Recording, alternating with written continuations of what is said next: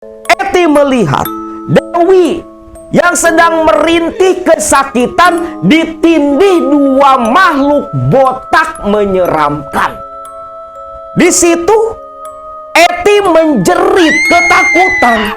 Kedua makhluk botak yang seperti sedang menghisap kedua dadanya Dewi lantas berdiri menoleh ke arah Eti. Saat itulah Eti melihat darah. Dia pun melenguh seperti menahan rasa sakit, langsung jatuh tersungkur, kepala kambing menggelinding menjauh dari pegangan Aki Kemet. Lah di sini Cecep jadi panik. Dewi menjerit-jerit dalam kamar, Aki Kemet malah pingsan. Tak sampai di situ, di tengah kepanikannya Cecep yang masih di luar, Aan yang memanggil-manggil meminta tolong kepada Cecep membuat Cecep semakin panik tatkala mendengar suara ledakan dari dalam kamar Cecep sendiri, tempat ritual sesaji.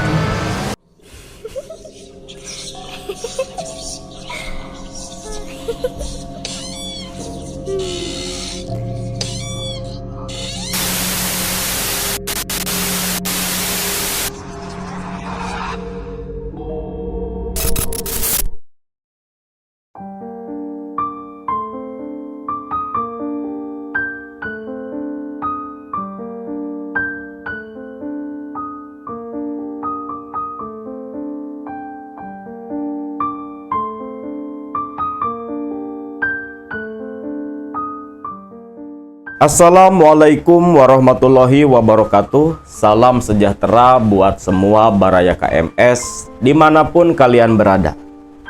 Video kali ini akan melanjutkan kisah dari Teh Dewi yang di video sebelumnya. Teh Dewi yang tinggal bersama Haji Barnen dan Bu Suci, ibu bapak mertuanya, mengalami kejadian-kejadian horor selama tinggal di rumah mewah itu, yang mengakibatkan diteror hampir setiap malam, hidup dalam ketakutan, sampai pada akhirnya mengalami puncak kejadian naas di mana dirinya baru mengetahui kalau ternyata selama setiap kali mertuanya melakukan prosesi sajen susuguh yang katanya untuk leluhur, warisan dari leluhur keluarga Haji Barnet, itu hanya kedok belaka. Yang aslinya Dewi, dia dijadikan tumbal hidup, menyusui tuyul-tuyul piaraan Haji Barnet, yang mengakibatkan Dewi lemah tak berdaya. Tubuhnya begitu tak bertenaga. Sedangkan Wanto, sang suami, di bulan ketiga waktu itu, di awal Dewi tumbang, tak kunjung juga pulang. Dewi hanya bisa pasrah dan mengharapkan keajaiban. Ada orang yang mau datang membawa dirinya dari kehidupan yang begitu mencekam menjadi korban tumbal keserakahan mertuanya sendiri.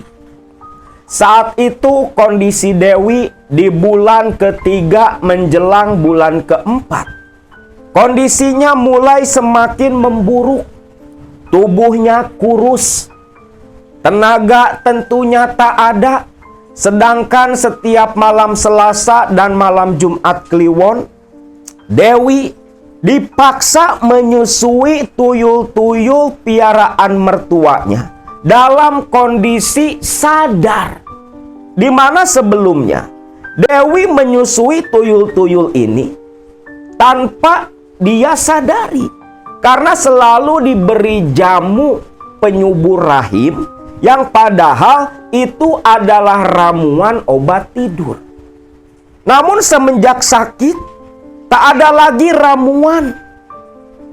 Tuyul-tuyul itu datang di waktu menjelang malam dengan rupa yang begitu menakutkan. Merayap dari lantai kamar naik ke ranjang. Membuat Dewi ketakutan. Tak bisa berteriak karena lidah tak bisa mengeluarkan suara. Tenggorokan seperti terkunci, hanya bisa mengerang. Menatap dua makhluk yang begitu menyeramkan mulai menaiki tubuhnya. Berbanding terbalik dengan tubuh yang kurus, dua dada Dewi justru membengkak begitu besar. Bukan air susu yang keluar, karena Dewi belum mengandung. Tetapi yang keluar itu tetesan-tetesan darah dari luka yang sudah mulai mengering, koreng-koreng tumbuh di sekitar ujung dada Dewi. Namun, Haji Barnen dan Bu Suci tidak berdiam diri dengan kondisi Dewi yang seperti itu. Di bulan keempat, saat itu Haji Barnen terdengar berdiskusi dengan istrinya di ruang tamu. Semua itu tak luput dari pendengaran Dewi yang sedang terbaring lemah. Pak, apa perlu si Dewi kita bawa ke rumah sakit aja, Pak? Kalau kondisinya seperti itu terus, bisa-bisa si Dewi cepat mati, Pak. Nanti ibu juga yang harus gantiin netein tuyul. Gak mau lah, Pak. Bu, kalau si Dewi kita bawa ke rumah sakit, nanti bisa jadi masalah, Bu. Ya terus bagaimana, Pak? Ya seperti ibu saja. Kita tinggal bawa mantri ke rumah. Ya istilah kata, biar si Dewi nggak sampai mati lah, ucap Haji Barnen. Mendengar itu, Dewi semakin ngeri. Air mata menetes, mengalir begitu deras. Dia diobati hanya untuk memanjangkan umur agar nanti si Bu Suci nggak perlu netein tuyul. Ya terus bagaimana, Pak? Kalau hanya didatangin mantri, apa bisa si Dewi tetap hidup? Bisa, Bu, bisa. Seperti kamu di awal-awal dulu kan. Si mantri sering ngasih obat kan sama kamu. Ya nanti si Dewi juga sama. Iya, Pak. Tapi kondisi Dewi kok gak seperti ibu, Pak. Ya wajar. Wajar, Suci, wajar. Kondisi Dewi itu akibat dari ramuan pula yang resepnya dulu Bapak berikan sama kamu. Itu bukan hanya bisa bikin si Dewi tertidur lelap, tapi bikin kondisi Dewi seperti itu. Dan kamu perlu tahu, si Dewi bukan hanya darah yang dihisap habis, tapi energi kehidupannya pun dihisap pula oleh dua tuyul piaraan kita. Sudahlah, besok pagi biar Bapak yang manggil mantri tak jemput bawa ke sini, ucap Haji Barnen. Bu Suci pun setuju dengan pilihan suaminya. Nah memang keesokan paginya sekitar jam 10-an, Haji Barnen betul-betul bawa mantri untuk memeriksa kondisi Dewi. Begitu mantri datang, pintu kamar lantas dibuka oleh Bu Suci. Si mantri pun masuk dan begitu melihat kondisi Dewi, si mantri terlihat cukup terkejut. Pak Mantri, jangan banyak bicara. Bapak itu dibayar mahal loh sama Pak Haji. Iya, Bu, saya paham, Bu. Lalu si mantri pun mendekat ke arah Dewi, duduk di samping Dewi, sampai dia langsung menutup hidung, mengambil masker dalam tasnya karena aroma tak sedap tercium dari tubuh Dewi. Aroma campuran bau amis darah, sedikit bau apek dari darah yang mengering, tercium menyengat di dalam kamar yang begitu tertutup. Lalu si mantri disaksikan oleh Bu Suci dan tak lama Haji Barnen pun ikut masuk ke dalam pula. Si mantri pun mulai membuka satu persatu kancing bajunya Dewi untuk memeriksa kondisi tubuhnya Dewi. Begitu kancing baju dibuka, si mantri sampai mau menjerit ketika melihat kedua dada Dewi yang bengkak, koreng-koreng yang sudah mengering bercampur nanah terlihat jelas di setiap ujung dada Dewi. Ingat Pak, jangan banyak bicara, obati saja, sembuhkan koreng-korengnya si Dewi. Baik Pak, Bu. Si mantri dalam kondisi yang cukup tertekan. Sedangkan Dewi berharap si mantri menaruh rasa iba, mau menyelamatkan dirinya. Ingat mantri, kamu ini Bapak bayar mahal loh. Awas, jangan macam-macam. Baik Pak, baik. Si mantri pun memeriksa kondisi Dewi. Selepas itu, si mantri meminta air hangat. Bu Suci memanggil Bi Inem, membawa air hangat di baskom, lantas digunakan untuk membersihkan koreng-koreng di dada Dewi. Selepas koreng-koreng dibersihkan oleh si mantri dengan begitu teliti, koreng-koreng yang kering satu persatu dibuka ditarik oleh si mantri. Sampai kulit payudara Dewi itu terlihat bekasnya kemerahan. Pertanda daging memang belum sembuh total. Lalu si mantri pun menuangkan seperti bubuk obat di luka-luka korengnya Dewi. Selepas itu dibalut dengan perban. Gak tau lah gimana ngebalutnya kan, Akang gak bisa mikirin gitu kan, gak bisa membayangkan. Nah selepas luka-luka dibalut, si mantri pun memberikan resep obat kepada Bu Suci, yang obat itu harus dikonsumsi Dewi sekedar untuk memulihkan kondisi tubuhnya Dewi. Setelah 1 jam lamanya, si mantri berkutat membantu meringankan Dewi. Dia pun pamitan. Tepat masih di dalam kamar Dewi, Haji Barnen menyerahkan sejumlah uang yang begitu besar sambil berpesan agar si mantri menjaga kerahasiaan kondisi Dewi. Si mantri pun hanya mengangguk.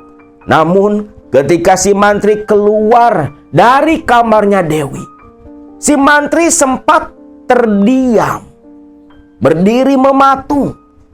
Di saat Haji Barnen dan Bu Suci masih di dalam kamar Dewi, si mantri bulu kudaknya meremang.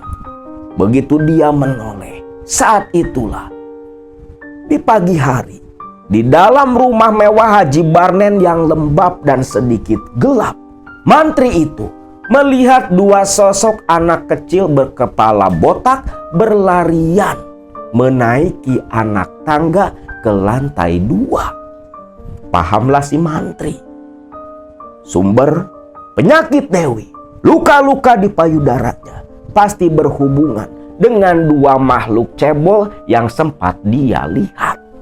Mantri itu bergidik ngeri, lantas buru-buru keluar, mengutuk dalam hati, walau bayarnya besar.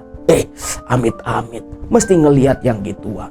Kasihan si Dewi, harus nyusui tuyul-tuyul Haji Barnen, ucap si mantri. Langsung dia naik ke sepeda motornya. Dan ketika mau pergi keluar dari halaman Haji Barnen, Haji Barnen keluar di teras. Dia memanggil si mantri. Mantri pun berhenti. Iya Pak Haji. Ingat mantri, jangan macam-macam, atau akibatnya nanti kamu tahu sendiri. Iya Pak Haji. Iya, aman Pak Haji. ucap mantri itu, yang betul-betul ketakutan akan ancaman Haji Barnen. Waktu terus berlalu. 1 bulan 2 kali si mantri pasti datang atas perintah Haji Barnen untuk merawat luka-luka Dewi. Rasa iba si mantri tentunya semakin menjadi-jadi. Namun apa daya, mantri itu hanya mantri kampung. Penghasilan gak seberapa. Dienggak-enggak dari hasil panggilan Haji Barnen, mantri itu sekali datang ke rumah itu dikasih uang yang bisa mencukupi kebutuhan dia selama 1 bulan. Begitu menggiurkan. Si mantri pun yang terdesak oleh kebutuhan ekonomi akhirnya tidak terlalu memperdulikan masalah Dewi. Toh itu urusan keluarganya Haji Barnen. Sedangkan Dewi, walau sudah bisa berbicara, dia mencoba teriak, namun percuma pula. Lawang kamarnya begitu tertutup. Suara dari dalam itu keredam. Gak bakal terdengar oleh orang di luar. Terdengarnya ya paling cuman gaungan doang, gemak samar. Ditambah lagi Wanto nih, dari bulan ketiga masuk bulan 4 sampai bulan kelima, 3 bulan berturut-turut Wanto ini gak ada pulang. Padahal hanya Wanto satu-satunya orang yang diharapkan Dewi bisa menolong dirinya. Sampai akhirnya Dewi pun punya pemikiran sepertinya Wanto suaminya pun itu bersekongkol menikahi dirinya hanya untuk dijadikan tumbal sang mertua. Karena kan biasanya sebulan sekali pulang, Sabtu Minggu pasti di rumah. Lah ini udah 3 bulan berturut-turut gak kunjung pula datang. Keyakinan itu diperkuat ketika satu saat di bulan kelima, mertuanya berbicara di ruang tamu. Terdengar jelas di telinga Dewi, "Pak, si Wanto sebaiknya carikan perempuan lain saja. Suruh dia nikah lagi, Pak." Lah, lantas si Dewi bagaimana? Ya biarkan saja, Pak. Dia biarkan jadi tumbal hidup untuk makanan tuyul-tuyul kita. Wanto, suruh nyari istri yang sepadan, yang statusnya setara dengan kita. Biar punya keturunan baik dan kaya pula. Masalah si Dewi, biarkan saja dia. Biarkan dia kita pelihara jadi hewan ternak buat menyusui tuyul-tuyul kita, Pak. Pinter juga kamu, Bu.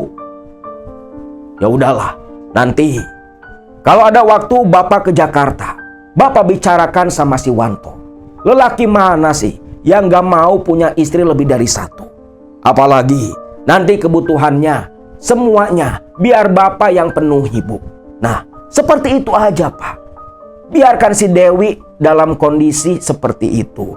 Biarkan Wanto menikah lagi dengan perempuan yang lain, Pak.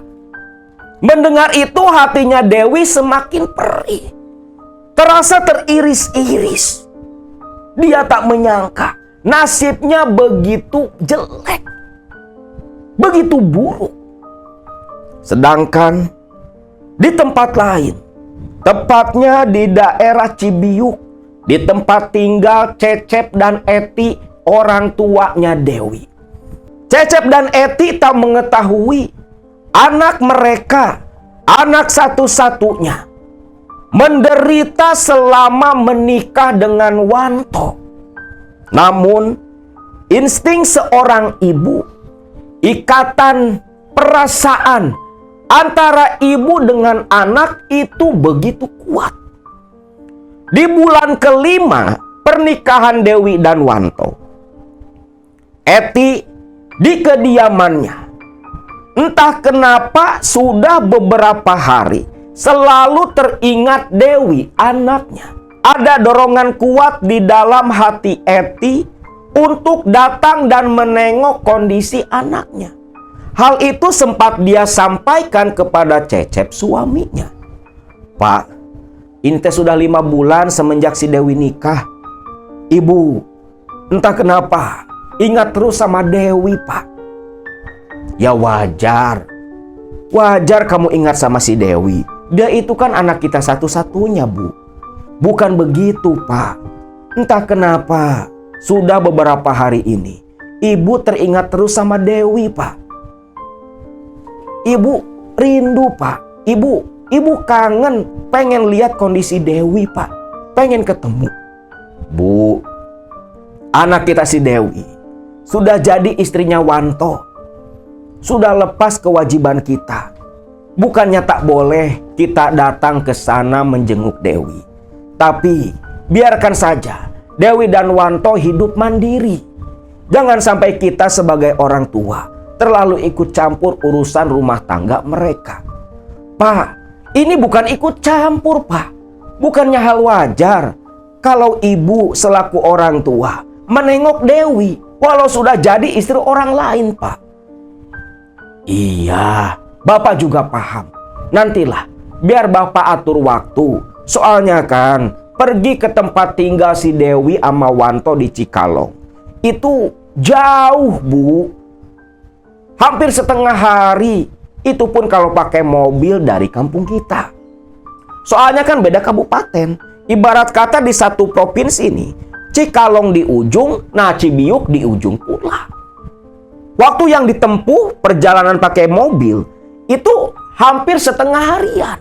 Saking jauhnya. Nah, waktu itu Bi Eti selaku ibu dari Dewi agak kesal dengan pendirian suaminya. Namun apa daya, dia nggak mungkin berangkat sendiri karena nggak tahu jalan ke sana. Sampai satu ketika di malam hari, Eti dan Cecep tertidur lelap di kamar tidurnya. Saat itu Eti bermimpi, mimpi yang begitu buruk sekali. Di mana dalam mimpinya Eti mendengar suara tangisan Dewi yang menangis terseduh-seduh, merintih seperti menahan rasa sakit dan memanggil-manggil dirinya. Bu, tolong Dewi, Bu, tolong Dewi. Itu suara yang terdengar dalam mimpinya Eti. Dalam mimpi Eti tentunya langsung berteriak memanggil-manggil Dewi. Dalam mimpi itu Eti berada di sebuah rumah yang begitu besar namun tidak dia kenali.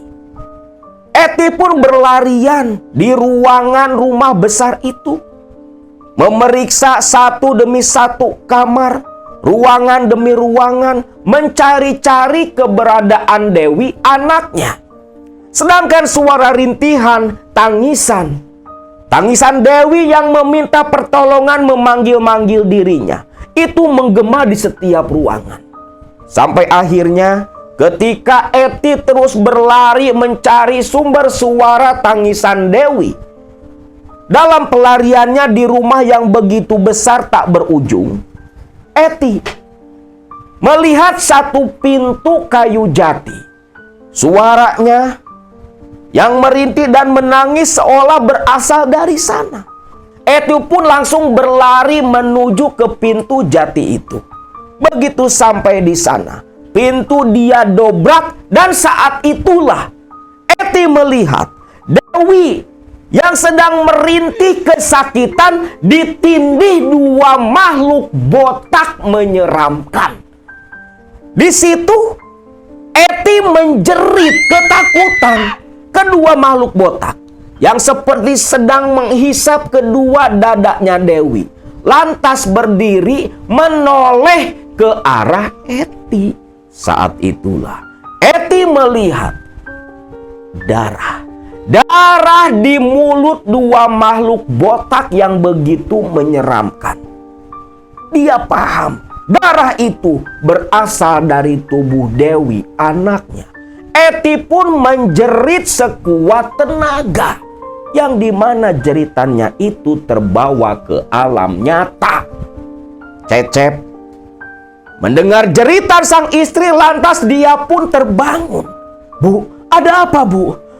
Pak, Dewi, Pak, Dewi kenapa? Kamu mimpi? Iya Pak, ibu mimpi buruk Pak.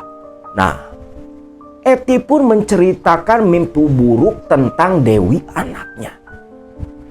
Mendengar penuturan sang istri, Cece pun terkejut. Dalam hati dan pikirannya timbul keresahan. Ada firasat tak baik mengenai kondisi Dewi. Maka malam itu pun mereka berdua berdiskusi dan sepakat esok pagi mau langsung ke Cikalong menengok Dewi. Esok paginya Cece pun datang berkunjung ke rumah kakaknya dengan maksud mau meminta tolong ponakannya, kakak sepupu si Dewi, untuk mengantar mereka ke daerah Cikalong. Kebetulan waktu itu Aan, anak dari kakak Mang Cecep, lagi nyuci mobil di depan rumah. Assalamualaikum, Jang. Lagi nyantai gak? Mang, ada apa gitu, Mang? Ini loh, Jang. Mamang sama si Bibi itu mau ke Cikalong, mau nengokin si Dewi. Ujang, bisa nganterin Mamang ke sana nggak? Bisa sih, Mang. Cuma kalau mau ke Cikalong, Mang, paling Ujang bisanya nanti malam, Mang. Soalnya pagi ini Ujang sudah ada yang nyarter mau nganterin yang sakit ke RSU, Mang. Oh, ya udah atulah, gak apa-apa. Kira-kira jam berapa, Jang?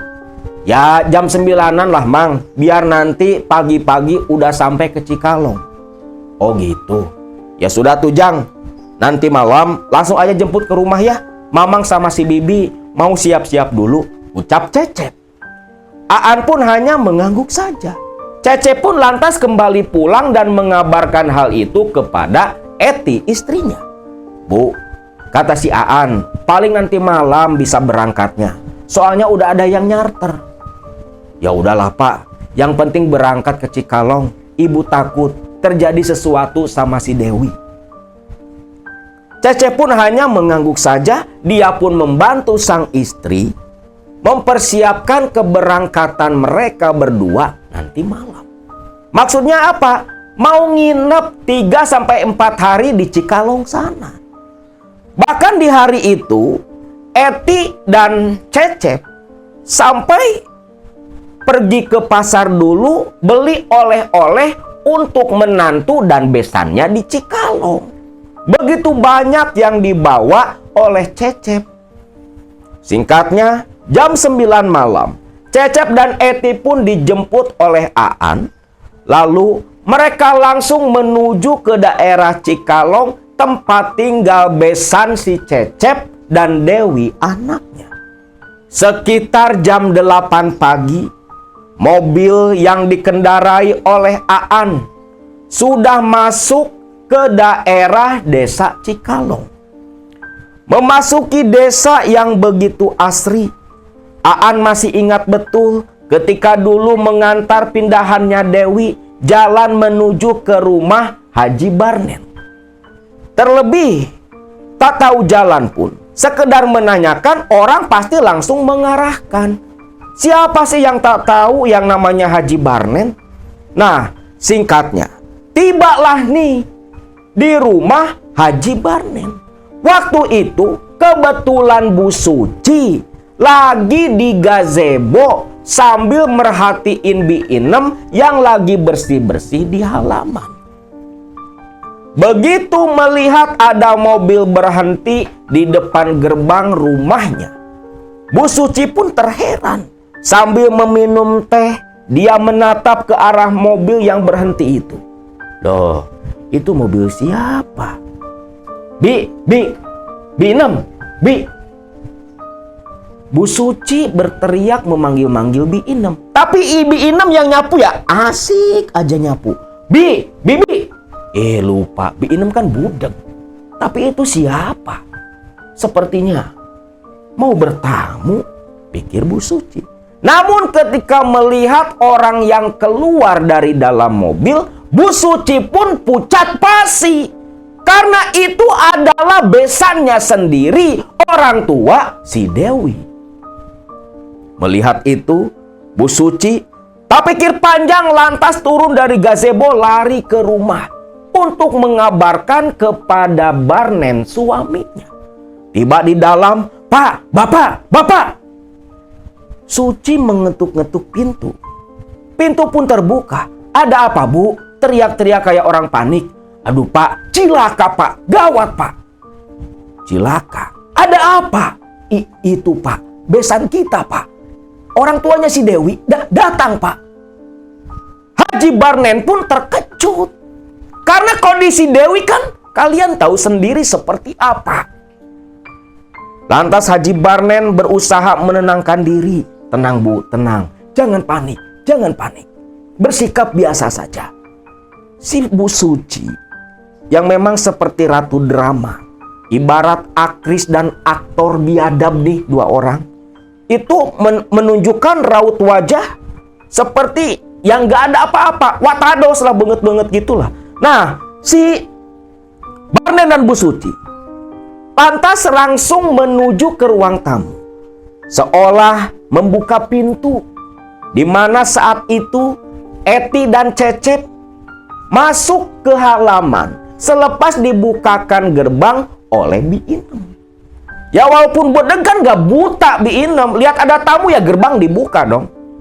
Ketika si besan saling bertemu, mereka pun berangkulan bersalaman, cipika-cipiki.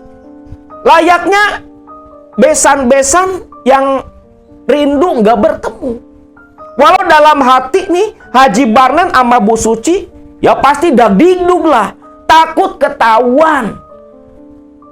Namun sudah banyak rencana di pikiran Haji Barnen.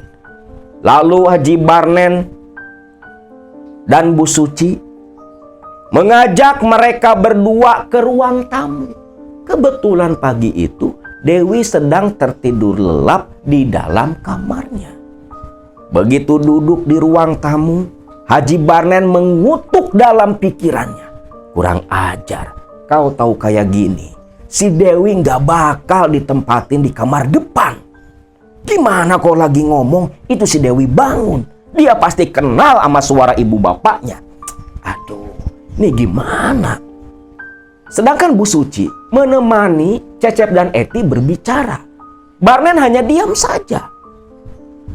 "Bu, bikinin minum atuh buat tamu kita." Iya ya. Bi Inem." Si Bibi kan budek, Bu." Astagfirullah. "Ya udah, Pak, tunggu sebentar ya. Ibu mau bikin minuman dulu." "Oh iya, silakan, Bu," ucap Bi Eti dan Mang Cecep. Si Bu Suci pun langsung menuju ke dapur. Nah, Mang Cecep celingak-celinguk mencari keberadaan Dewi anaknya. Pak Haji, si Dewi kemana ya?" "Oh, Dewi, lagi tidur. "Oh, lagi tidur. Bisa bangunin sebentar? Soalnya ini loh, ibunya udah kangen banget sama si Dewi." "Aduh, gak berani saya, Pak, kalau bangunin Dewi. Kasihan dia. Biarkan saja. Bapak sama ibu kan mau nginap." "Iya sih, rencananya mau nginap. Gak apa-apa kan Pak Haji?" Kurang ajar, mana mau nginep lagi. Ya nggak apa-apa. Ada kamar kosong kok. Banyak kamar kosong di rumah. Nggak apa-apa. Boleh-boleh saja. Daripada harus ke hotel kan jauh. Nggak apa-apa lah. Nginep di sini aja. Kita ini kan udah saudara. Udah jadi besan. Sama-sama orang tua Dewi. Cece pun hanya tersenyum. Namun Eti menaruh kecurigaan kepada kedua besannya. Selepas itu, Barnen yang merasa canggung karena ini si Suci istrinya gak kunjung datang bawa minuman. Sebentar ya, mau nyusul ke dapur." Iya, Pak." Barnen pun lantas ke dapur. "Bu, kok lama banget sih, Bu?" Pak, ibu teh lagi mikir. Ibu takut ketahuan nih, Pak. Gimana dong?" Ya gimana, Bu? Bapak juga bingung. Nyesel Bapak nempatin si Dewi di kamar depan. "Pak, gimana kalau tamu-tamu kita disuruh di gazebo aja, Pak? Biar nanti ibu pindahin si Dewi, Pak." Iya juga ya. Ya udah, Bu, kamu atur-atur. Itu cepat, minumannya bawa. Nah, balik lagi ke ruang tamu. Bi Eti, Mang Cecep, itu diajak ke gazebo. Maksudnya apa? Nanti mereka di gazebo, nah Bu Suci dibantu Bi Inem mau mindahin Dewi ke kamar lain. Tepatnya mau dipindahin ke kamar atas di lantai 2. Ini setan-setan dari golongan manusia betul-betul dibantu, diberi ilham oleh iblis piaraan mereka. Mang Cecep dan Bi Eti dibawa ke gazebo. Bu Suci pun membawakan makanan dan minuman ke gazebo pula. Kebetulan di situ si Aan lagi duduk ngerokok. Nah, ketika Bu Suci selepas berbicara basa-basi, lantas pamitan mau ke kamar mandi, Bi Eti nyeletuk, Bu Haji, boleh izin ikut ke kamar mandi? Terkejut si Bu Suci. Kamar mandi ya? Ayo Bu, bareng saja sama saya, ucap Bu Suci. Eti pun tersenyum, lantas mengikuti Bu Suci masuk kembali ke dalam rumah. Nah, ketika masuk ruang tamu, Bu Suci bicara, Bu Eti, kamar mandinya lurus aja ke depan, di dapur. Saya mau ngambil sesuatu dulu di kamar, ucap Bu Suci. Eti pun mengangguk, lalu berjalan bersama berdua. Terlihat Bu Suci masuk ke sebuah kamar yang cukup besar, sedangkan Bi Eti kembali berjalan selepas pintu kamar ditutup. Namun, ketika mau sampai ke kamar mandi, Bi Eti berhenti. Dia ingat ada yang tertinggal di dalam tas di gazebo. Bi Eti pun balik lagi. Nah, itu tanpa sepengetahuan Bu Suci. Bu Suci ini kan dalam kamar. Begitu balik lagi, melewati kamar yang di ruang tamu, kamar tidurnya Dewi, saat itulah Dewi terbangun dan menangis mengerang kesakitan memanggil ibunya. Tentunya Bi Eti yang begitu lewat di ruang tamu mendengar suara tangisan Dewi anaknya, dia pun terkejut dan lantas seketika memanggil-manggil Dewi sambil berteriak. Tentunya teriakan Bi Eti itu mengejutkan Haji Barnen di gazebo dan si Bu Suci yang pura-pura masuk ke dalam kamar tidur. Dalam hati dan pikiran kedua setan ini, kurang ajar. Dewi yang mendengar suara ibunya dari dalam kamar semakin mengerang-ngerang sekuat tenaga memanggil ibunya. Mendengar Eti yang teriak, Cecep dan Aan itu refleks langsung lari ke dalam rumah, diikuti Haji Barnen yang pasrah. Begitu sampai di dalam, Bu, ada apa Bu? Dewi Pak, Dewi nangis Pak. Mana? Itu Pak. Dewi, Bu, Pak, tolong Dewi Pak. Mendengar suara itu, jiwa seorang ayah langsung terusik. Pintu pun langsung dipaksa dibuka oleh Cecep. Pintu digedor, namun tak kunjung dibuka. Cecep pun curiga. Lantas dia dibantu oleh Aan mendobrak pintu kamarnya Dewi. Begitu pintu didobrak, Cecep sampai tersungkur jatuh di lantai kamar. Saat itulah Eti masuk ke dalam, melihat kondisi Dewi anak mereka. Eti berteriak, menangis, menjerit, langsung memeluk Dewi yang begitu memprihatinkan. Di situ pandangan Cecep pun berubah. Wajahnya memerah diliputi amarah. Aan pun sama.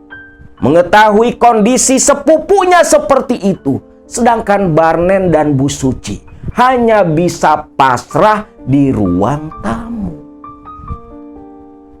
Dewi dan Bi Eti berangkulan menangis dalam kamar. Mang Cecep dan Aan keluar. Begitu melihat Haji Barnen dan istrinya duduk di ruang tamu, disitulah cekcok pun langsung terjadi. Cecep murka, marah, membentak, mencaci maki Haji Barnen. Aan pun sama, ingin rasanya dia menghabisi si Barnen dengan wajah watados yang begitu polos. Pak Haji, maksudnya apa, Pak? Kenapa kondisi anak saya sampai seperti itu, Pak? Lagi dalam pengobatan. Tiap bulan, tiap minggu ada mantri yang ngobati ke sini. Pak Haji, kondisi anak saya sudah seperti orang mau mati. Kenapa nggak dibawa ke rumah sakit? Kurang ajar, ucap Cecep. Barnen udah nggak bisa ngelak lagi. Mau pakai alasan apa? Udah ketahuan. Sampai singkat ceritanya nih, Haji Barnen dan Suci meminta maaf kepada Cecep. Namun Cecep tak menggubris karena lebih fokus kepada kondisi Dewi anaknya. Singkat cerita, saat itu pula Dewi pun dibopong oleh Cecep dan Aan, dibawa masuk ke dalam mobil. Maksudnya mau langsung dibawa pulang detik itu juga untuk menjalani perawatan di rumah sakit di daerah Cibiuk sana. Tanpa menoleh kembali ke arah Haji Barnen karena pikiran yang panik melihat kondisi Dewi yang begitu memprihatinkan. Selepas dimasukkan ke dalam mobil, Eti dan Cecep masuk ke dalam. Aan lantas mengendarai mobilnya langsung terburu-buru pulang kembali balik ke Cibiuk. Singkat cerita, malam hari mereka sampai di daerah Cibiuk. Tak langsung ke rumah, tapi langsung menuju ke rumah sakit mengantarkan Dewi. Dewi dilarikan ke UGD. Eti disuruh menemani, sedangkan Cecep dan Aan pulang untuk membawa surat-surat buat keperluan administrasi di rumah sakit sana. Singkatnya Dewi pun langsung ditangani. Diperiksa oleh dokter, yang dimana waktu itu si dokter sampai geleng-geleng kepala. Ya Allah Pak, ini Dewi kalau dibiarkan berlarut-larut, kondisinya bisa semakin memburuk Pak. Dok, sebenarnya anak saya kenapa dok? Pak, Dewi menderita penyakit komplikasi Pak. Tapi itu baru hasil pemeriksaan sementara saja. Tapi yang jelas, Dewi mengidap kanker payudara Pak. Kagetlah Cecep. Kok bisa anaknya punya kanker payudara? Lawang dia kan punya anak juga belum, nyusui anak juga enggak gitu. Ya Dewi ini kan belum punya anak gitu. Kok bisa kanker payudara? Bukannya itu endapan air susu. Tapi dok, anak saya belum pernah mengandung dok, belum pernah melahirkan dok. Ya mungkin ini faktor keturunan. Gak tau lah, Akang gak ngerti. Cuman kata Teh Dewi waktu itu, dia didiagnosis kanker payudara. Ya mungkin gara-gara dadanya bengkak, sedangkan tubuhnya kurus. Terlebih ketika diperlihatkan kepada Eti dan Cecep, mereka kaget. Luka koreng-koreng mengering terlihat jelas di kedua payudara Dewi. Dewi pun dirawat di rumah sakit selama 7 hari. Berangsur-angsur kondisinya mulai membaik. Namun Dewi terlihat begitu trauma. Seperti yang sering ketakutan tanpa sebab. Membuat Eti dan Cecep kebingungan akan kondisi sang anak. 7 hari lamanya dirawat di rumah sakit. Menginjak hari ke-10, Dewi pun sudah diperbolehkan pulang, hanya harus dirawat jalan. Nantinya setiap 1 minggu sekali harus kontrol lagi ke rumah sakit. Dewi pun dibawa pulang ke rumah Cecep. Nah, ketika dibawa pulang ke rumah Cecep, itu si Haji Barnen dan istrinya datang berkunjung ke rumah Cecep. Namun ketika berkunjung ke rumah Cecep, Cecep bersitegang dengan Haji Barnen. Terlihat jelas Cecep tak suka, tak terima karena Dewi dibiarkan sampai kondisinya begitu parah. Namun Haji Barnen datang dengan begitu tulus meminta maaf kepada Eti dan Cecep. Walau mereka tak diizinkan sekedar menengok kondisi Dewi. Namun waktu itu Haji Barnen memberikan sejumlah uang yang begitu besar dengan dalih untuk biaya pengobatan Dewi. Kang Cecep, saya minta maaf Kang. Mungkin memang saya yang salah, saya teledor merawat Dewi. Tapi tak ada maksud apapun. Saya dan istri begitu menyayangi Dewi, Pak. Ini sekedar bentuk tanggung jawab kami selaku besan. Uang ini untuk biaya pengobatan Dewi, Pak. Cecep pun walau masih sakit hati dan gak terima, uang itu ya tetap diambil juga.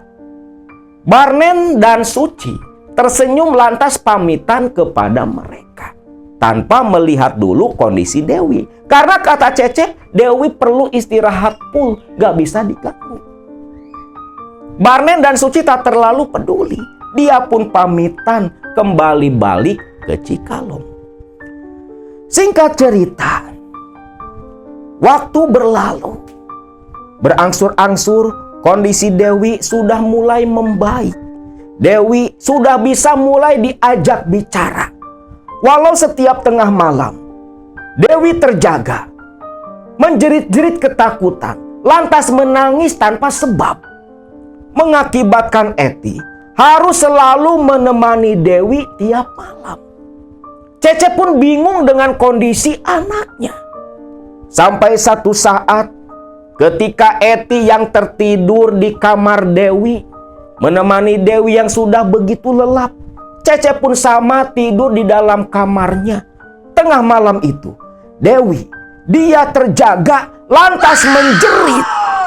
Begitu Dewi menjerit, terdengar suara ledakan seperti sesuatu menimpa atap rumah mereka yang langsung membangunkan Cecep dan Eti seketika.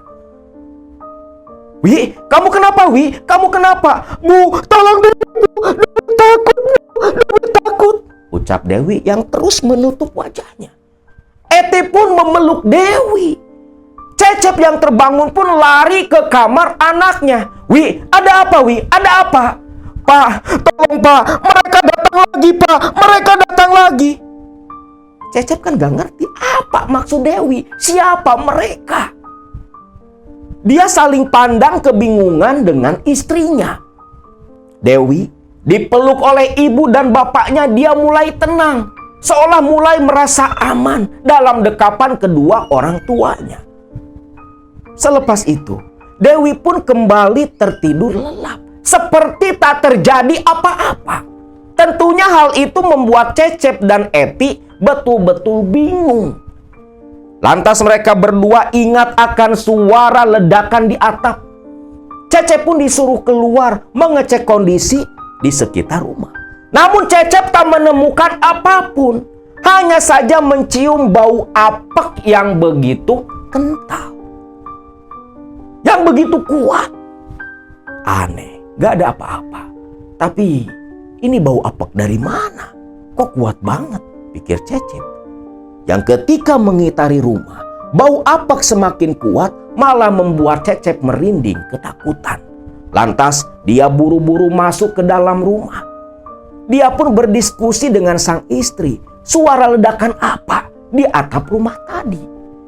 Dan esok paginya, barulah Cecep dan Eti menanyai Dewi perlahan. Dan saat itu pula Dewi pun menceritakan apa yang terjadi dan menimpa dirinya selama tinggal di rumah kedua mertuanya.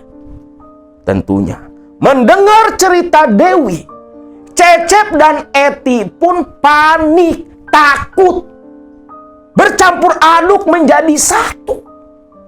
Pak, jangan-jangan Pak, Dewi memang dijadikan tumbal, Pak. Iya Bu, Bapak juga punya pikiran sama. Pak, cepet Pak, cari orang pinter Pak, cari orang pinter buat lepasin Dewi Pak. Cecep pun terdiam, nyari orang pinter kemana? Lantas Cecep ingat, dulu pernah nganter orang berobat ke dukun. Bu, Bapak ingat Bu, dulu Bapak pernah nganter orang ke dukun Bu. Nganter siapa Pak? Ya itu nganter si Akang, bapaknya si Aan. Ya sudah Pak, cepat bawa si dukun itu kemari Pak. Suruh dia buat meriksa kondisi Dewi Pak. Ibu takut Pak. Lalu Cecep tanpa pikir panjang langsung menuju ke rumah Aan. Tiba di sana, Cecep pun minta tolong ke Aan. Karena bapaknya gak bisa ikut, mengantar dia ke rumah dukun yang tempo hari pernah dia datangi. Dukun itu namanya Abah Kemod. Dukun langganan kakaknya Cecep yang sering membantu berbagai hal, dari masalah usaha sampai guna-guna. Aan dan Cecep pun lantas menuju ke rumah Abah Kemod. Aan pun belum tahu ada masalah apa sampai pamannya ini minta diantar ke rumah Abah Kemod. Tiba di sana, Cecep pun langsung bertemu dengan Abah Kemod. Dia cerita apa yang terjadi dan kondisi anaknya Dewi. Begini Ki, ini masalah anak saya Ki. Anak kamu? Kenapa anak kamu? Cecep pun cerita sesuai apa yang dituturkan oleh Dewi. Mendengar itu, Abah Kemod pun terkejut. Aan pun sama, gak nyangka adik sepupunya mengalami hal naas seperti itu. Aan sampai geram, ingin rasanya balik ke Cikalong melabrak si Haji Banen. Singkat cerita, Abah Kemod pun dibawa ke Cibiuk untuk memeriksa kondisi Dewi. Begitu datang ke rumah Cecep, Abah Kemod dibawa masuk ke dalam kamar tempat tidur Dewi. Aduh Gusti, bener Cep, memang benar. Ini anakmu memang dijadikan tumbal oleh mertuanya. Dia dijadikan tumbal hidup Cep. Tumbal hidup? Apa itu Ki? Apa tumbal hidup Ki? Tumbal hidup Cep, dia jadi tumbal pesugihan mertuanya, tapi tak diambil nyawanya, hanya dibiarkan seperti orang mati. Hidup tidak, mati pun tidak. Dia terus disedot untuk menyusui dan memberi makan tuyul-tuyul piaraan besanmu itu. Pahamlah Cecep, pantas dua payudara anaknya bengkak dan di medis oleh dokter disebut gejala kanker payudara. Ternyata itu akibat ulah tuyul piaraan kedua besannya. Mendengar itu semua, Cecep pun ketakutan. Untung Cep, untung kamu langsung bawa si Dewi. Kalau tidak, Aki pun belum tentu bisa sanggup melepas jerat tumbal yang sudah menjerat anakmu. Aduh, lantas bagaimana Ki? Apa Dewi masih bisa diselamatkan Ki? Bisa, ini masih bisa diselamatkan. Aki masih sanggup. Kita bicarakan di luar saja, ucap Aki Kemed.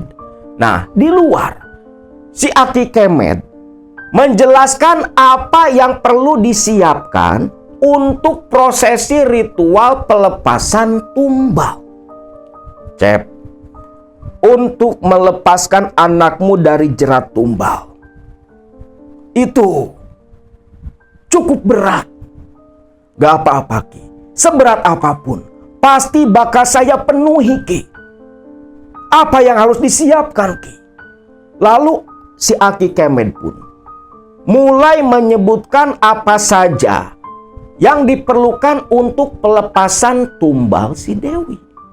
di mana Cecep harus menyediakan seekor kambing hitam, sesaji dan sejenisnya, termasuk biaya untuk pengobatan, di mana di total waktu itu oleh Abah Kemet totalnya mencapai sekitar 15 juta. Mendengar jumlah uang yang diucapkan Abah Kemet, Cecep pun terkejut. Aduh, begitu mahal ya Ki?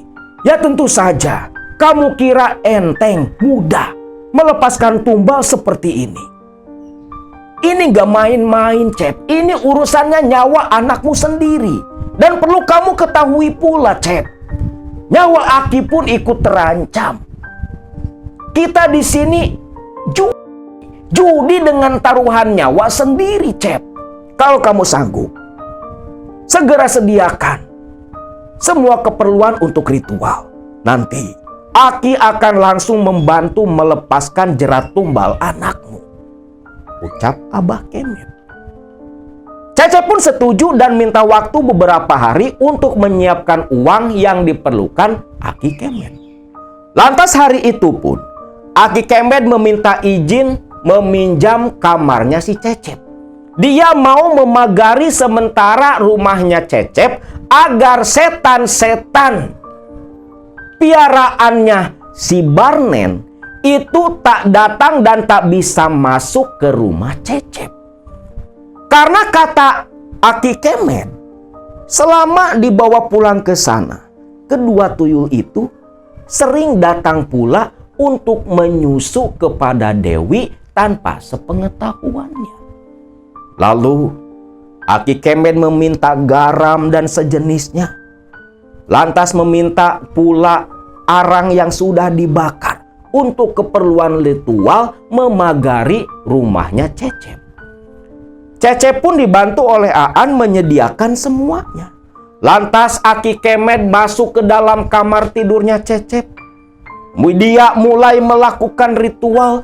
Asap kemenyan menyeruak keluar dari kamar Cecep, begitu menyengat. Sedangkan Aki Kemet terdengar seperti baca-baca kayak jangjawokan bercampur bahasa Arab dan sejenisnya. Mantra-mantra yang tadi pahami oleh Cecep ataupun Aan ponakannya. Tapi yang jelas, walaupun waktu itu pagi hari, ketika Abah Kemet, Aki Kemet ritual di kamar si Cecep, suasana rumah pun berubah begitu menyeramkan. Kebayang kalau ritualnya malam hari, seramnya seperti apa.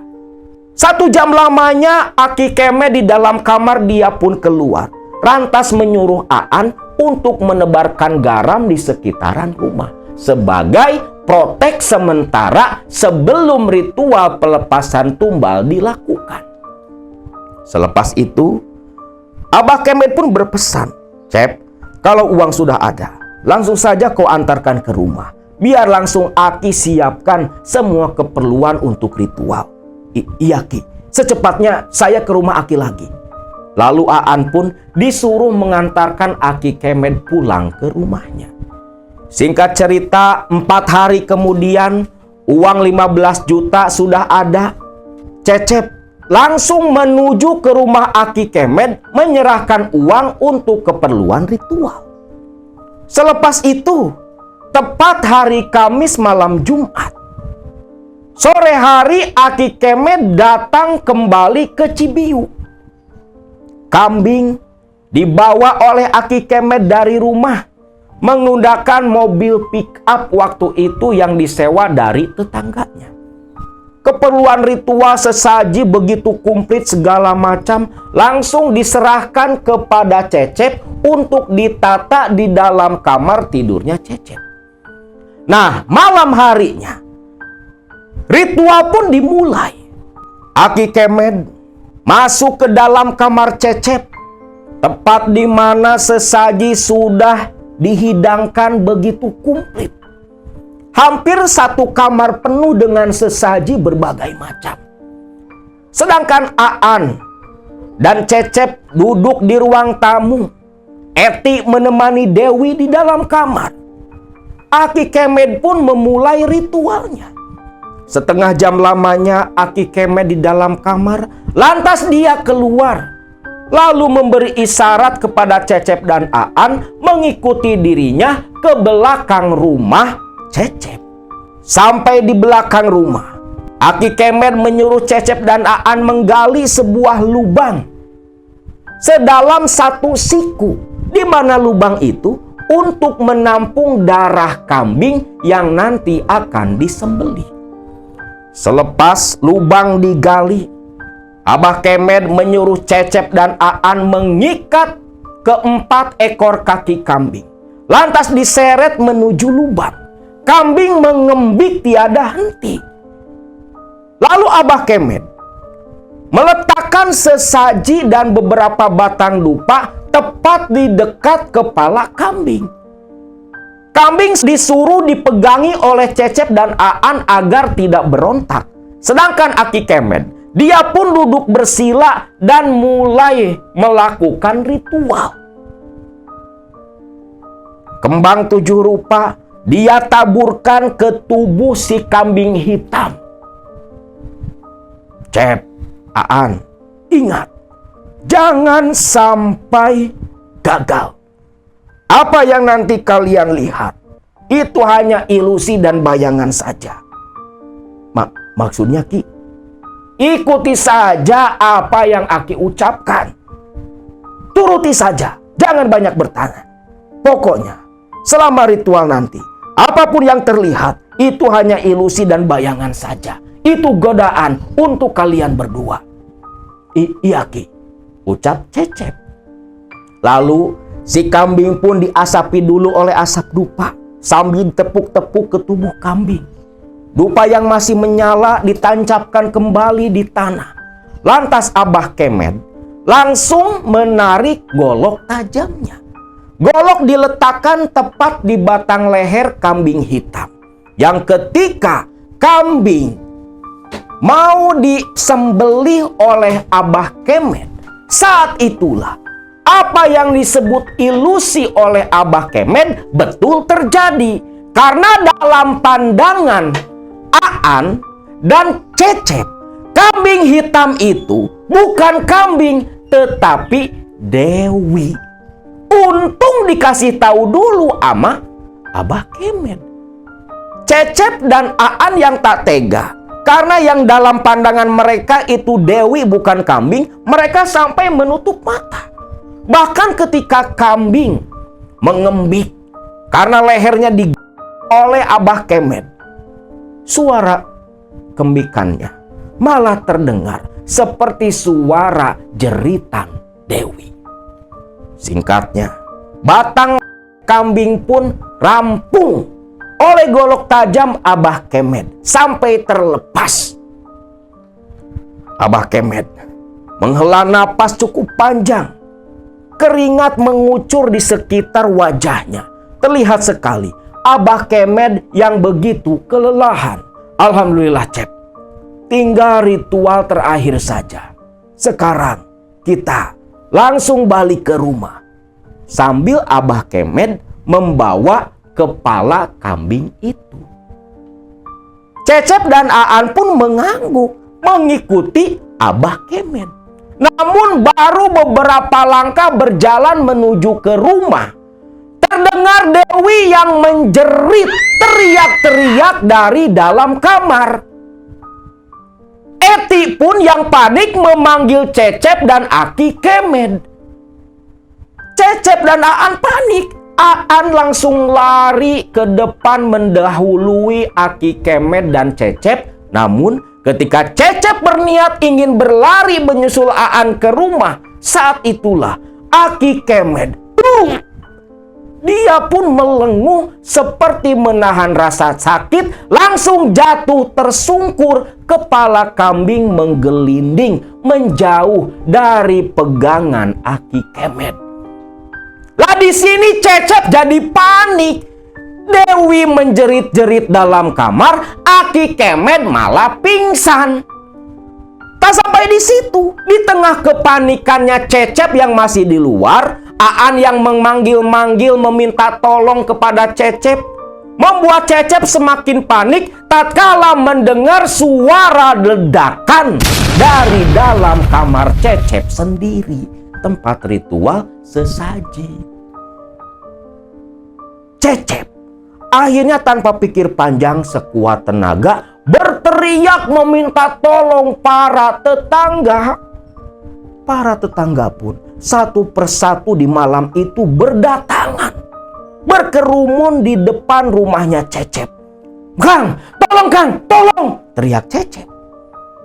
Minta tolong orang untuk mengevakuasi Aki Kemet yang pingsan. Aki Kemet pun digotong dibawa masuk ke rumah. Cecep lari ke dalam. Disitulah Cecep menyaksikan Dewi meronta-ronta di atas ranjangnya. Dewi kesurupan pada malam itu. Mata Dewi mendelik. Sorot matanya begitu tajam menakutkan. Wajahnya berubah menyeramkan. 3 suara keluar dari mulut Dewi. Suara perempuan yang begitu serak dan berat. Suara lelaki yang menggeram. Dan suara anak-anak kecil. Seolah tubuh Dewi dikendalikan oleh 3 makhluk yang berbeda. Tentunya Cecep begitu panik. Sampai akhirnya salah satu tetangga inisiatif. Kang Cecep, panggilin itu Kang, Ustadz Tarlan Kang." "Ustadz Tarlan? Astagfirullah. An, kamu jemput Ustadz Tarlan, bawa ke sini An." Aan yang paham lantas langsung menuju ke rumah Ustadz Tarlan. Ustadz Tarlan ini guru ngaji di daerah Cibiu. Tak lama Ustadz Tarlan pun datang dibonceng Aan, langsung menembus kerumunan masuk ke dalam. Langsung menuju ke kamar Dewi, di mana Dewi dipegangi oleh beberapa orang karena terus meronta. Terlihat jelas 4 orang yang memegangi Dewi itu begitu kepayahan. Tenaga Dewi yang seorang perempuan mengalahkan mereka. "Tenang, jangan panik," ucap Ustadz Tarlan. Walau Tarlan sendiri melihat kondisi Dewi yang seperti itu, timbul keraguan dalam hati. "Waduh, ini sanggup kagak ya?" pikir Ustadz Tarlan. Dia pun berusaha tenang mendekat ke arah Dewi. Begitu Ustadz Tarlan mendekat ke arah Dewi, Dewi menoleh dengan mata yang melotot begitu tajam, menggeram. Naon sia ka dieu? Mantong sia!" ucap sosok yang merasuk ke dalam tubuh Dewi. Suara lelaki yang begitu berat. Sedangkan Tarlan yang mendengar bentakan dari sosok yang merasuk ke tubuh Dewi, jiwanya gemetar. Terkejut dia karena bentakannya itu mengandung energi yang langsung menerpa tubuh Tarlan. Tarlan, dia pun tak hentinya beristighfar, bertasbih, menatap tajam ke arah wajah Dewi yang terus melotot menantang kepada Tarlan. Orang-orang semua diam, tak ada yang berani bicara. Situasi betul-betul keos dan tegang. Belum lagi Aki Kemet yang masih pingsan dibaringkan di atas sofa. "Pak Ustadz, tolong Pak, tolong Dewi Pak, tolong Dewi Pak." Tenang dulu Kang Cecep, tenang. Menghadapi masalah seperti ini harus dengan pikiran jernih, jangan kebawa emosi. Yang ada nanti kita malah kalah sama mereka. Sambil menunjuk ke arah Dewi. Sosok yang merasuk Dewi pun menggeram, melotot kembali ke arah Tarlan. Lantas berusaha berontak yang membuat 4 orang yang tadi memegangi tubuh Dewi semua terpental. Lalu Dewi langsung berdiri di atas ranjang, bertolak pinggang, tertawa terbahak-bahak, melotot kembali ke arah Tarlan. 4 orang tadi yang memegangi Dewi semua mengerang-ngerang kesakitan, terbentur tembok kamar. "Ya Allah ya Robi, Pak Ustadz, ini bagaimana Pak?" Tenang. Semuanya tolong bantu. Semuanya baca sholawat bersama-sama. Dan Ustadz Tarlan pun mulai membaca doa-doa yang dia pahami, yang sempat diajarkan gurunya dulu sewaktu mondok. Doa-doa pun dibaca oleh Ustadz Tarlan, diiringi bacaan sholawat oleh semua orang yang ada di rumah Cecep malam itu. Nah, di sini Dewi yang tadinya bersikap menantang, memprovokasi Tarlan, mulai terlihat begitu gelisah. Dari berdiri bertolak pinggang, langsung duduk bersila seperti mau melawan Tarlan. Dengan gerakan-gerakan yang aneh, Dewi seolah sedang mengerahkan ilmu yang dimiliki untuk menghadapi Tarlan. Namun, bacaan sholawat yang terus semakin lama semakin kencang, semakin tinggi nadanya, semakin menggema bersahutan di dalam kamar, disertai doa-doa yang khusus dibacakan oleh Tarlan, membuat sosok yang merasuk ke dalam Dewi mulai terlihat seperti kewalahan. Lalu, sosok yang merasuk di dalam tubuh Dewi menjerit kesakitan meminta ampun kepada Tarlan. Tarlan tak menggubris, dia terus melantunkan doa-doa dia bacakan. Sampai akhirnya Dewi yang dirasuki itu yang tadinya duduk bersila menatap nyalang ke arah Tarlan. Mulai perlahan mundur sampai punggungnya membentur dinding kamar. Lalu menjerit dan sosok Dewi yang dirasuki jatuh terkulai pingsan tak sadarkan diri. Melihat itu, Tarlan pun bersyukur mengucapkan hamdalah, diikuti oleh para tetangga yang ikut menyaksikan kejadian itu pula. Alhamdulillah. Kang Cecep, tolong minta air putih. Iya Pak Ustadz. Cecep ke dapur bawa air putih. Dia sodorkan ke Ustadz Tarlan. Lantas Ustadz Tarlan membacakan doa-doa. Dia tiupkan ke air itu. Lalu air dicipratkan ke tubuhnya Dewi. Sisanya dibasuh ke wajah 3 kali, telapak tangan dan telapak kaki dibasuh pula oleh air doa. Selepas itu, Ustadz Tarlan pun berkata, "Sudah, insya Allah Dewi tak lama lagi akan siuman. Biarkan dulu dia istirahat." Ustadz Tarlan pun keluar dari kamar diikuti Aan dan yang lainnya. Sedangkan Cecep dan Eti tetap tinggal di dalam menemani Dewi. Nah, begitu keluar dari kamar, para tetangga pun keluar sebagian. "Loh, itu siapa?" ucap Ustadz Tarlan, nunjuk ke arah Aki Kemed. Pak Ustadz, itu dukun yang mau mengobati Dewi." "Loh, kok dukun pingsan?" "Ya, nggak tahu Pak Ustadz." "Siapa itu?" "Ini Aki Kemed, Abah Kemed. Kamu kenal An?" Kenal Pak Ustadz, kenal." "Ya Allah, ya sudah, itu si Aki Kemed anterin pulang, kasihan dia," ucap Ustadz Tarlan. Aan pun menurut. Dibantu warga, si Aki Kemed dibawa masuk ke dalam mobil. Langsung dianterin oleh Aan saat itu pula sesuai perintah Ustadz Tarlan. Ustadz Tarlan di ruang tamu duduk. Para tetangga sebagian pun disuruh bubar pulang karena situasi sudah mulai agak terkendali. Selang 1 jam, Aan pun kembali lagi ke rumahnya Cecep. Lalu di situ Aan pun ikut nimbrung bersama pamannya, bercerita apa yang sebenarnya terjadi kepada Dewi. Begitu mendengar apa yang diceritakan oleh Cecep dan Aan, Ustadz Tarlan tak henti-hentinya beristighfar. "Ya Allah ya Robi, terus terang saja, saya sendiri gak sanggup kalau harus menuntaskan mengobati Dewi. Karena ini di luar kemampuan saya, Kang. Ya Allah, lantas bagaimana Pak Ustadz?" "Begini, kalau Kang Cecep mau, nantilah selepas Dewi siuman, saya akan coba sekuat tenaga dulu. Kalau misalnya memang tak memungkinkan, nanti saya cari alternatif lain untuk membantu menyelesaikan masalah Dewi," ucap Ustadz Tarlan. Selepas itu, karena waktu yang sudah larut, Ustadz Tarlan pun mau pamitan pulang.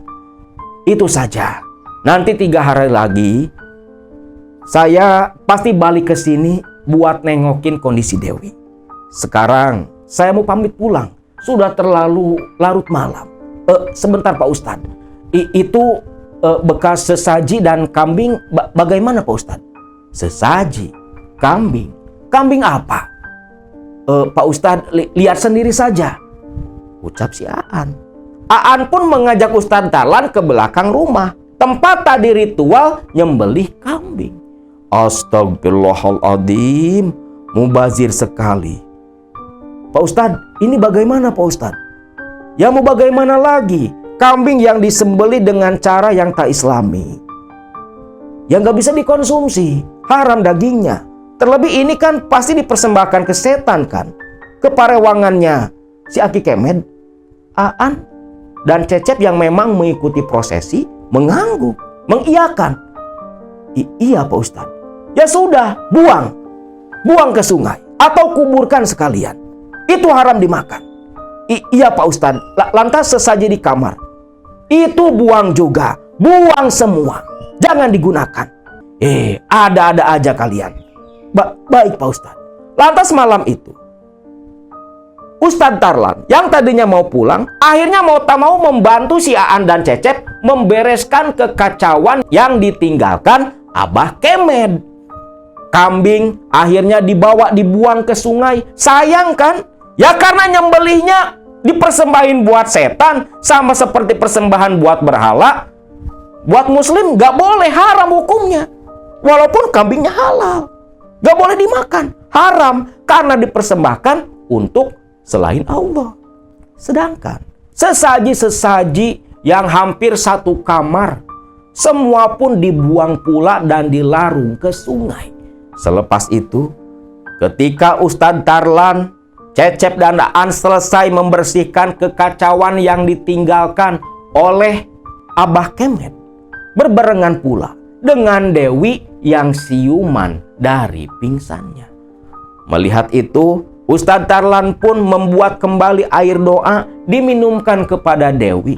Dewi mulai tenang, kembali tertidur lelap beristirahat. Barulah Ustadz Tarlan pun pamitan pulang dan berjanji 3 hari lagi akan datang berkunjung untuk menengok kondisi Dewi, menentukan langkah apa yang harus dilakukan untuk menyelamatkan Dewi dari jerat tumbal yang mengikat jiwanya.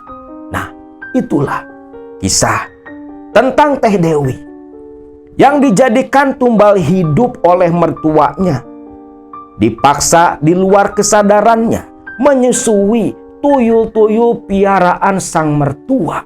Lantas, apa yang nantinya terjadi kepada Dewi? Lalu betulkah kalau memang Wanto suaminya terlibat dalam penumbalan Dewi? Kita saksikan di video selanjutnya.